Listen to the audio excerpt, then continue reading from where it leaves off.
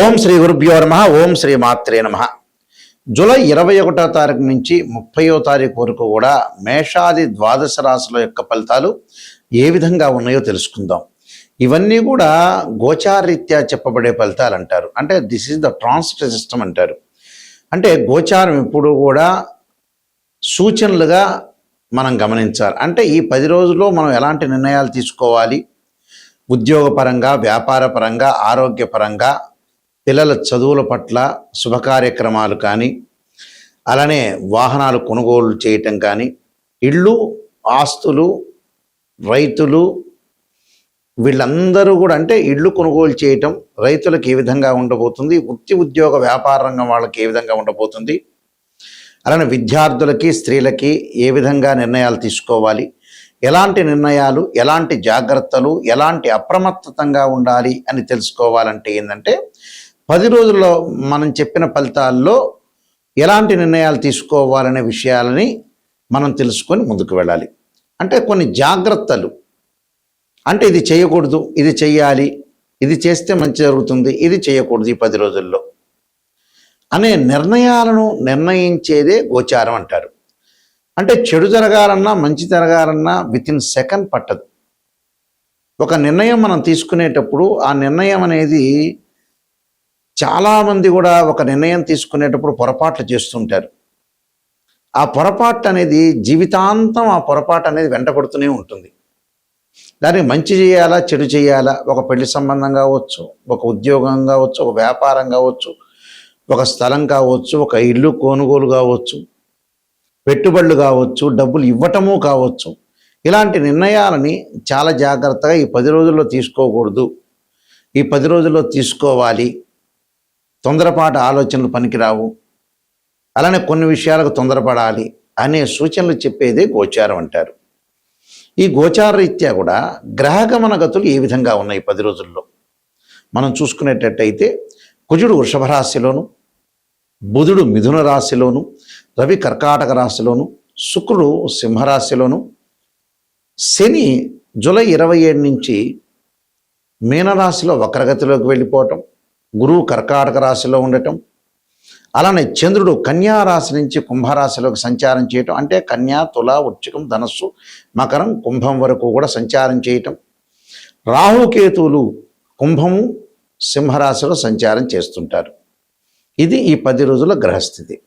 వీళ్ళందరికీ కూడా ద్వాదశ రాశుల వాళ్ళందరికీ కూడా ఏ విధంగా ఉంది, ఎలాంటి పరిహారాలు చేయాలో తెలుసుకుందాం. వృషభ రాశి వారికి 10 రోజుల పాటు ఏ విధంగా ఉంటుందో ఒకసారి తెలుసుకుందాం. వృషభ రాశి వాళ్ళకు వచ్చే అదృష్టం కలిసి వచ్చే అవకాశం ఉంటుంది.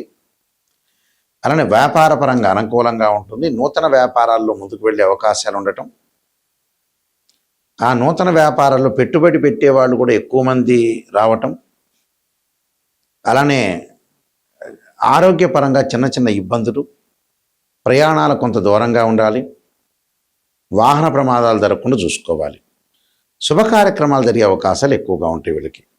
అంటే శుభ కార్యక్రమంలో పాల్గొంటారు. అంటే చతుర్థ స్థానంలో శుక్రుడి యొక్క సంచారం, అంటే రాస్యాధిపతి చతుర్థ స్థానంలో ఉండటం వల్ల శుభ కార్యక్రమాల్లో పాల్గొంటారు. లగ్జరీ వాహనాలు కొనుగోలు చేయటం, శుభ కార్యక్రమం ఆర్గనైజేషన్ చేసే అవకాశాలు ఎక్కువ ఉంటాయి. చాలా కాలం నుంచి కూడా నిలిచిపోయిన పనులన్నీ కూడా పూర్తి చేసే అవకాశాలు ఎక్కువ ఉంటాయి. వ్యాపారంలో కూడా మంచి లాభాల బాటలో ఉండే అవకాశాలు బాగా ఎక్కువ ఉంటాయి. కాబట్టి వీళ్ళకి అదృష్టం కలిసి వచ్చే అవకాశం ఒకటి ఉంటుంది. అలానే విదేశాలకు వెళ్ళే అవకాశం కూడా బాగా ఎక్కువగా ఉంటుంది. విదేశాలకు వెళ్తారు, ఇక్కడ కంపెనీ త్రూ కూడా ముందుకు వెళ్ళే అవకాశం ఒకటి ఉంటుంది. భార్యాభర్తల మధ్యలో కొన్ని చికాకులు తగ్గటం ఒకటి, అలానే నిరుద్యోగులకు మంచి ఉద్యోగ అవకాశాలు, సుసంపన్నమైన కుటుంబం నుంచి అమ్మాయి కానీ అబ్బాయి కానీ వచ్చే అవకాశాలు ఎక్కువగా ఉంటాయి. వీళ్ళు ఖచ్చితంగా భగడాముఖి యొక్క స్తోత్ర పారాయణం చేయాలి. దాంతోపాటు వారాహి స్తోత్రాన్ని పారాయణం చేయాలి. అలానే మంగళవారం రోజున రాహుకాలంలో దీపం పెట్టడం, సుబ్రహ్మణ్య స్వామి యొక్క ఆరాధన, గురువారం రోజున దత్తాత్రేయ స్వామి యొక్క స్తోత్ర పారాయణమే కాకుండా తారామహాదేవి యొక్క స్తోత్రాన్ని పారాయణం చేయాలి. ఎందుకంటే వీళ్ళకి వృషభం, మిథునం, కర్కాటకం 3వ స్థానంలో గురువు బాగలేదు కాబట్టి కొంత డబ్బులు నియంత్రణ చేసుకోండి. డబ్బులు అనేవి అనేకంగా అనవసరంగా ఖర్చు పెట్టద్దండి. గురువారం రోజున తప్పకుండా తారామహాదేవి స్తోత్రాన్ని పారాయణ చేయండి. కందులతో పాటు శనగలు కూడా గురువారం రోజున దానం చేయటం వల్ల వీళ్ళకి మంచి జరిగే అవకాశాలు ఖచ్చితంగా ఉంటాయి. ఈ విధంగా ఉన్న ఫలితాల్లో మనం ప్రత్యేకంగా కొన్ని రెమెడీస్ చేసుకోవడం చాలా ఇంపార్టెంట్. ఆ రెమెడీస్లో ప్రత్యేకంగా కొంతమందికి ఏంటంటే ఉద్యోగపరంగా ప్రయత్నాలు అనేవి సఫలీకృతం కావు.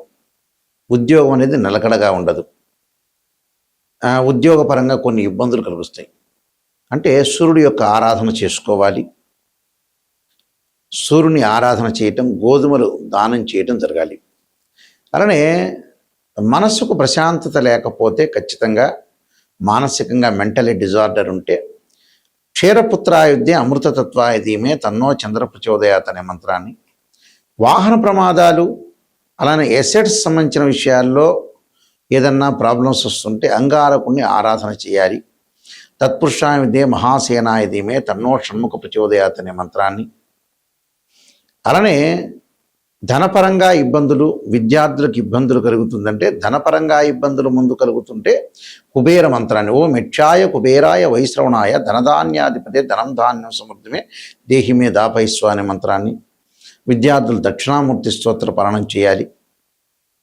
అలానే అమ్మవారి యొక్క ఆరాధన, ఆరోగ్యపరంగా ఇబ్బందులు కలుగుతుంటే శరీరే జర్జరీభూతే వ్యాధిగ్రస్తే కళేవిరి ఔషధం జాహ్నవీతోయం వైద్యో నారాయణహరి.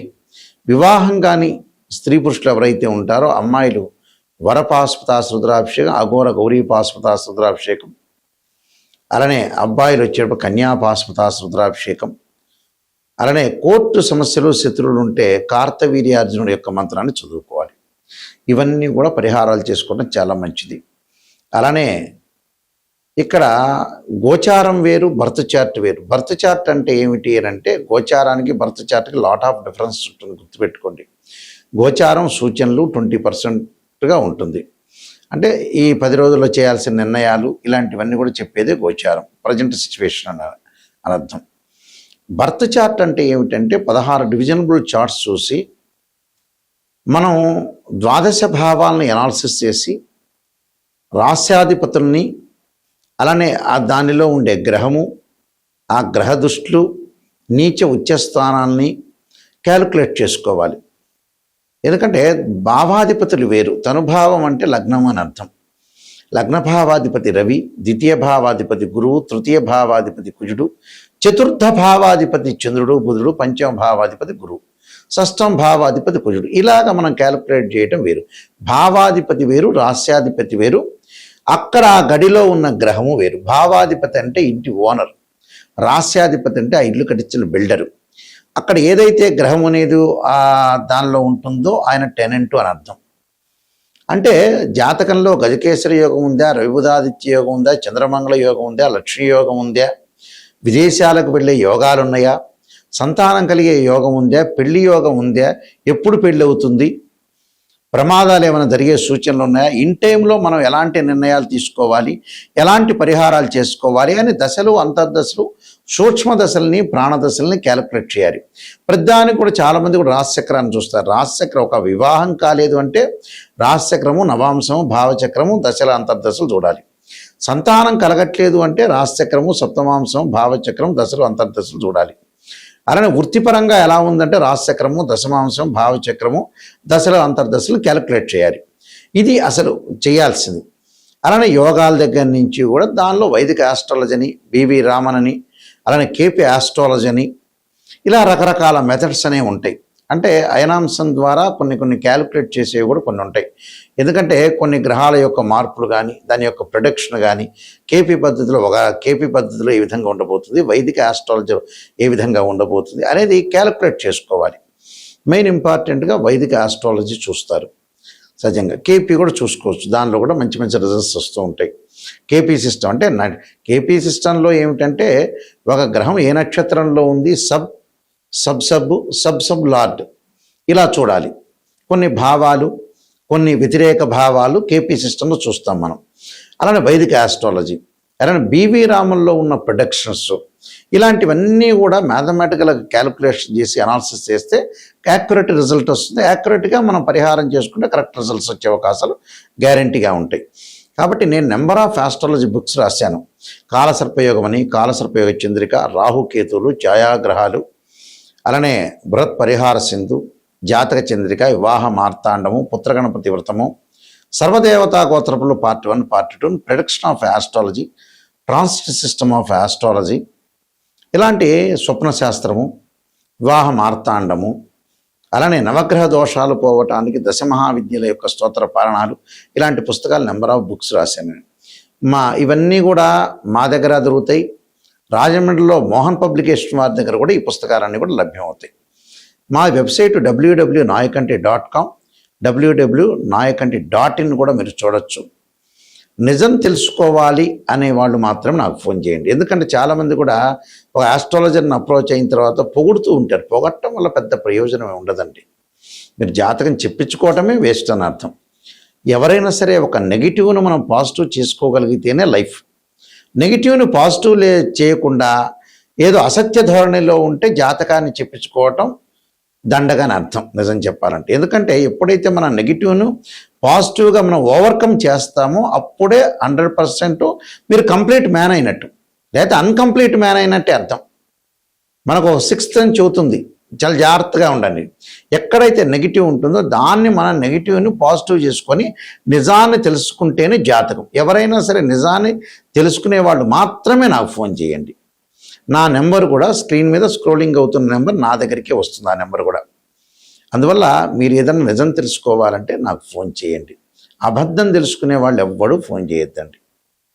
అదొకటి. అయితే మీ అందరికీ కూడా పరమేశ్వరుడి యొక్క కరుణాకటాక్షం ఉండాలని, అమ్మవారి యొక్క కరుణాకటాక్షం ఉండాలని ఆశిస్తూ సర్వే జనా సుఖినో భవంతు.